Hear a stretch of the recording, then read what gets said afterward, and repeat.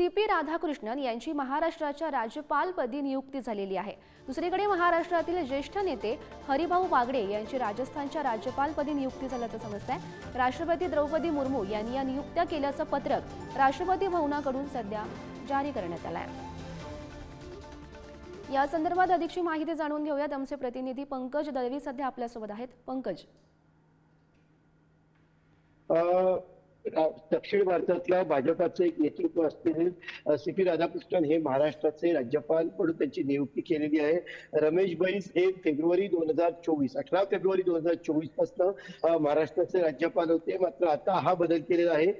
राष्ट्रपती कार्यालयातून कालच्या रात्री जवळजवळ 6 राज्यांच्या राज्यपालांची नियुक्ती जी आहे ती करण्यात आली आहे। याच्यामध्ये महाराष्ट्र विधानसभेचे माजी अध्यक्ष आणि मराठवाड्यातल्या फुलंब्रीचे भाजपचे आमदार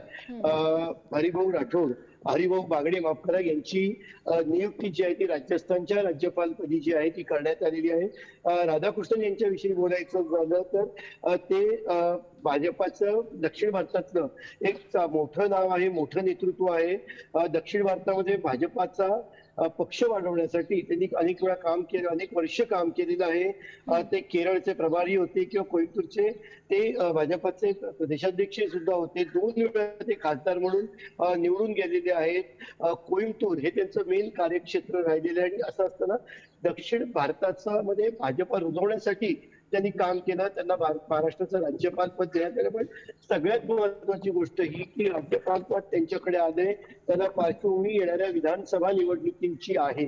निवडणुकांच्या प्रक्रियेमध्ये आणि त्याच्यानंतर सरकार स्थापन करण्याच्या प्रक्रियेत राज्यपालांची भूमिका किती महत्वाची असते हे 2019 आणि 2022 ला घडलेल्या घटना आणि तेव्हा असलेल्या राज्यपालांची भूमिका त्याच्यावरती कोर्टात झालेले आरोपपत्र त्याच्यावरनं नक्कीच स्पष्ट होतं। त्यामुळे ही नियुक्ती निश्चितच महत्वाची मानली जाते। हो, नक्कीच पंकज, धन्यवाद दिलेल्या या माहिती।